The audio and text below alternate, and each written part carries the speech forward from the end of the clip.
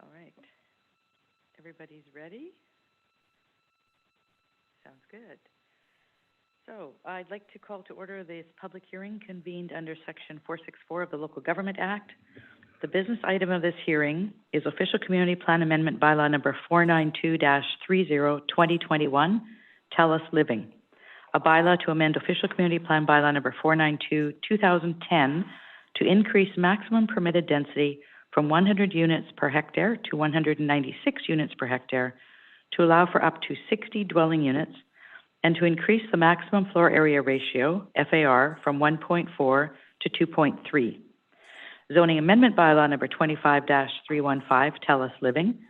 A bylaw to amend District of Sechelt Zoning Bylaw number 25-1987 to allow the construction of a 6-story mixed-use building with up to 60 residential units in addition to commercial space on the first floor. All persons who believe that interest in their property is affected by the proposed bylaw will be afforded an opportunity to be heard or to present written submissions respecting matters contained in the bylaw that is the subject of this hearing. If you have a written submission, please submit it to planning@sechelt.ca before the end of this public hearing. The amendments and related documents can be viewed at the District of Sechelt website at www.sechelt.ca. Notice of this virtual public hearing was advertised in 2 consecutive issues of the Coast Reporter, on the district's website and social media. Notices were mailed to all owners within 100 meters of the subject area. If you have signed in using the Zoom app and you wish to be added to the speakers list, please let us know by clicking the Raise Hand button. A staff member will then add you to the speakers list and lower your electronic hand as confirmation. If you've dialed in with a telephone only, press *9 to raise your hand and you'll be added to the list. Those calling in will only be identifiable by their phone number. So when it is your turn to speak, I will call on you by the last 3 digits of your phone number. When I call on you to speak, please state your name and address before starting your remarks. The name and address of persons who make written or verbal submissions will form part of the public record. You will have to unmute your microphone when prompted. On the Zoom app, mute and unmute is selected on the lower part of the screen. If you're dialing in, the microphone is muted or unmuted by pressing *6. Please note that when staff enable you to speak on the Zoom app, there will be a brief transition period where it may appear that you've been disconnected. Please be patient, as this is only a momentary glitch and you do not need to log out. When speaking, please begin by stating your full name and address for the record. In the interest of time and comfort for those in attendance, we will be restricting your comments to 5 minutes. If you wish to speak a second time, you will be given a second speaking opportunity after everyone wishing to speak regarding the proposed bylaw has spoken once. Anyone wishing to speak a second time will be limited to 3 minutes. To speak again, please raise your hand to be added to the next speakers list. This public hearing is a statutory process convened for the purpose of hearing from the public on the proposed bylaws. None of you will be discouraged or prevented from making your views known. However, it is important that all who speak at this meeting restrict their remarks to matters contained in the proposed bylaw. If you go off topic, as chair, I will ask you to return to appropriate subject matter or stop your presentation. Members of council may ask questions to clarify points that may not have been clear to them. The purpose of this hearing is for council to listen to submissions brought forward, not to debate with anyone. After this public hearing, council may, without further notice or hearing, give whatever effect to the proposed bylaw it deems appropriate. The planner will now provide an overview of the bylaw, after which the applicant may speak. Mr. Kovitz.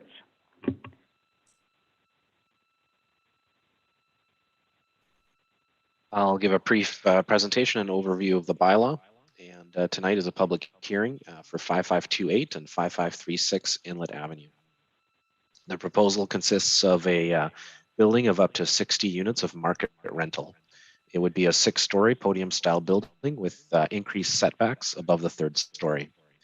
The current OCP amendment to facilitate this level of density is an increase from a permitted 30 to 60 units and an increase in the floor area ratio from 1.4 to 2.3. And these are regulations contained within the official community plan.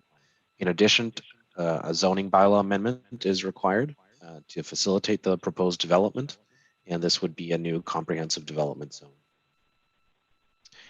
As I just noted, OCP Amendment Bylaw number 492-30, 2021, would increase both the density and floor area ratio for the development. This is a site-specific condition that only applies to this particular development. Zoning Amendment Bylaw number 25-315. I'll briefly go over the actual text of the bylaw. The intent is to create a zone to facilitate the development of a site-specific mixed-use building. A range of permitted uses appropriate for the downtown center designation and commensurate with the existing commercial 2 zoning is provided, including retail, office, service business, apartment dwelling units above the ground floor, home occupation, fitness center, library, museum, childcare facility, drop-in center, and utility services. The utility services is intended to accommodate the existing TELUS infrastructure on site.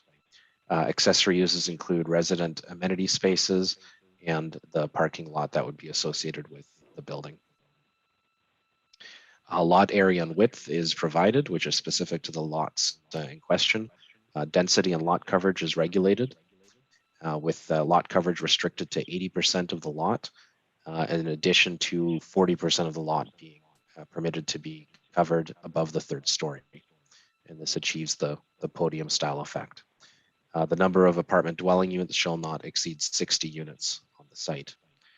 Setbacks are provided, again, to ensure that setbacks beyond the property lines above the 3rd story are provided for. The height of buildings on the site shall not exceed 6 stories or 20 meters in height, and off-street parking regulations are also provided. These are provided at 1.05 spaces per apartment unit, and that will have to include 1 space dedicated for car sharing services, in addition to 1 space per 39 square meters of commercial uses on the site, and this will need to include 1 dedicated electric vehicle charging space with level 2 charging capacity, and a maximum of 30% of all the spaces may be designated as small car size. There's also conditions of use that apply to the property, and this is intended to secure community amenities that the developer is proposing.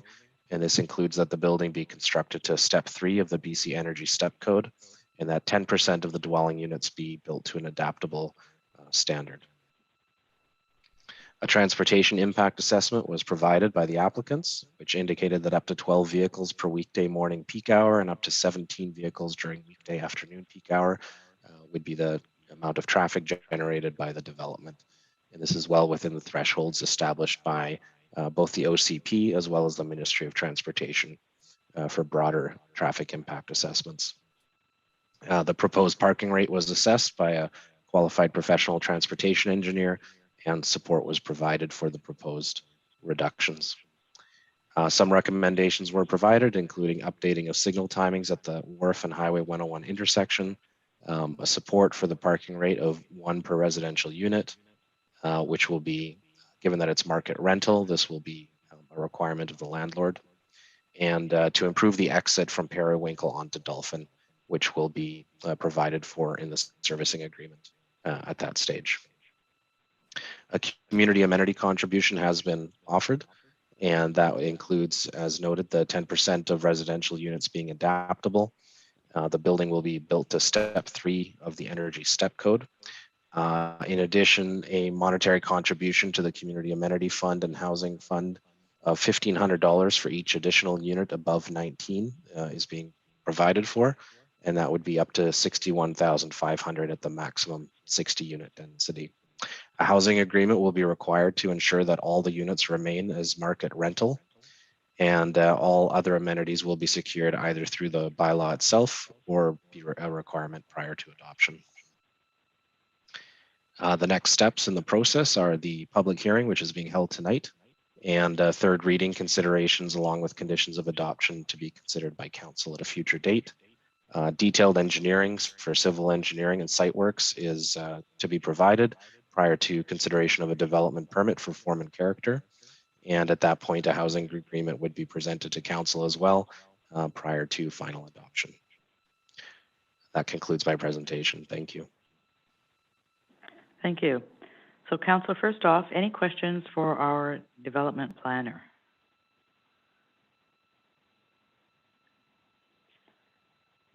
All right, seeing no questions, we now invite persons to provide verbal submissions regarding the bylaw amendments. I will first call for submissions from those who've signed into the speakers list. Before you begin your comments to council, please state your name and address for the record. So if there is anyone who would like to speak, please raise your hand and staff will add you to the speakers list.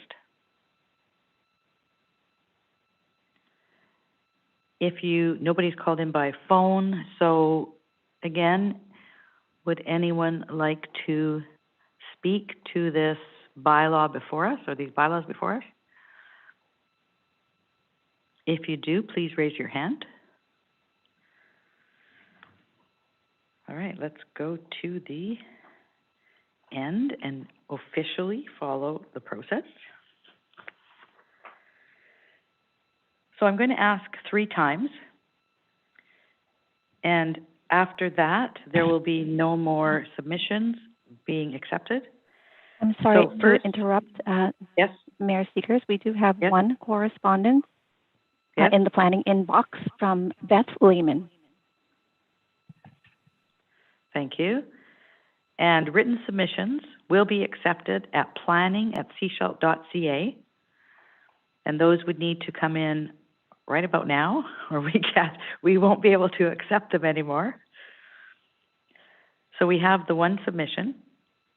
Is there anyone else who wishes to speak to this matter? Sorry, who's got their hand up? Matt. Councillor McLean. Yep. I'm just wondering if we could just maybe slow it down a little bit, and just because I see a lot of people online, but none are raising their hands, so I don't want to close this out too quickly. So maybe could we just hang out for 5 minutes if you'd permit that? There's a hand. Wonderful. Oh, there's a hand. Okay. Councillor Lamb, we'll go to you for a question. I'm just wondering, how far along are the plans? Are we in a very preliminary stage still, or have they got like full set of drawings yet? And staff? Sure, I can answer that question. So at this stage, for the purpose of the rezoning, under consideration right now is the density, the overall building massing. Detailed plans would be provided for the development permit process where the form and character of the building would be assessed. It would largely be in line with what's been proposed so far, but complete details along with finishing materials, landscaping, frontage improvements, and of that sort would be forthcoming with the development permit. Thank you. All right, Mr. Royer, 5 minutes. And start by giving us your name and your address, please.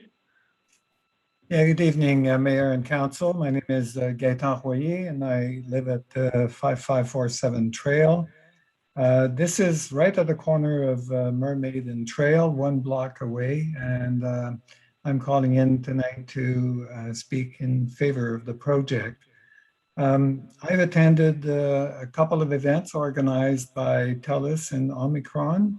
Omicron is a respected developer that I've had an opportunity to work with before, but TELUS and the representatives from TELUS and from Omicron were well informed, and they answered all my questions. I'm in support because I think commercial activity is going to add vitality to downtown. It's going to create more opportunity to have more offerings, more shops, and allow personally me to walk to one more boutique close to my place, one more group of commercial places. If people's expectations are to park at the door in a downtown, I think that's the wrong expectation. If you go just before Christmas to any of the malls, even Clayton's, you don't expect to park at the door. You expect that you're going to be walking across a parking lot full of cars. And that's the same thing downtown, but it's a lot more pleasant to walk along sidewalks to reach your destination and browse the windows as you walk along. So I think The fact that the parking is a bit limited on this site is certainly not something that's going to bother me. I think it's a good way to develop a downtown. The fact that they offer market rental, as a resident who's been participating in the community table for housing, the Housing Emergency Committee, I think this is the kind of project that is badly needed in Seychelles. There's employers who recruit people and only to find out that these individuals can't move to the area because they can't find housing. So let's support a project which I think is going to be helping to resolve the housing crisis. And finally, I applaud them for introducing car share. There's a couple of companies that operate in Seychelles, and the more car sharing there is, the fewer parking spots we need in our cities.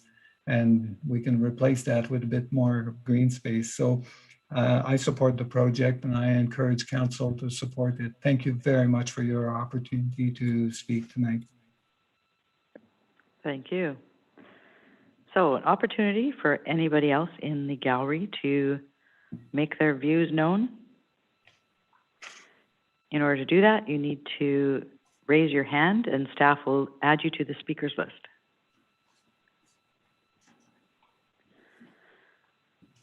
So I'd like to ask if there's anyone else who wishes to speak to this matter.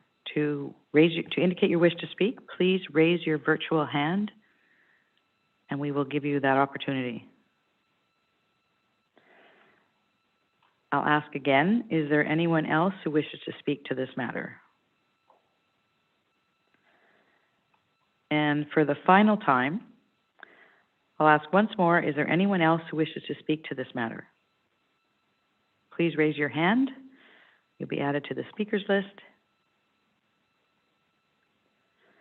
So hearing no one else, I will ask staff if we received any further submissions for this public hearing. You mentioned the one, Floria. Are there any others? There are no other email submissions, Mayor Seeger. Would you like me to read the email aloud? If you don't mind, sure, that would be great. Certainly.